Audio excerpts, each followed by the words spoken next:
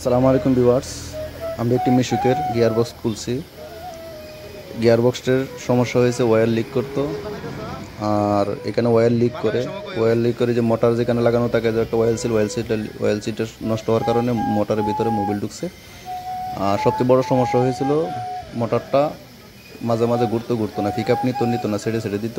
আর সবচেয়ে বড় সমস্যা হয়েছিল, এই যে দেখুন, এই সেন্সার আইসির তার খুলে গেছে। আর একজন মেকারের কাছে নিয়েছিল, তার দিয়ে বেঁধে দিয়েছে আর কি। তো এগুলোর কারণে সমস্যা হয়েছে।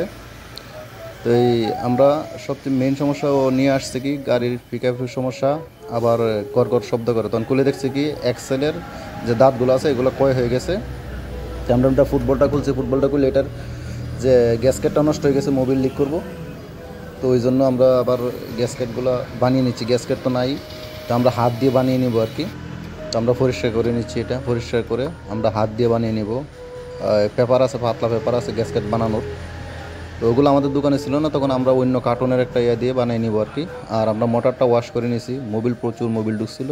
তো ওয়াশ করে নেওয়ার পরে আমরা এটাকে হিট দিচ্ছি। কারণ এখানে যদি কাজ আপনি দ্রুত করতেছেন, তাহলে আপনার 100 পাওয়ারি বাল্ব দিয়ে আপনাকে হিট দিতে হবে। 10-15 মিনিট হিট দিলেই হয়। তো আমরা 10-15 মিনিট হিট দিয়ে আবার লাগিয়ে দিব আর কি। ওকে গাইজ, ভালো থাকবেন।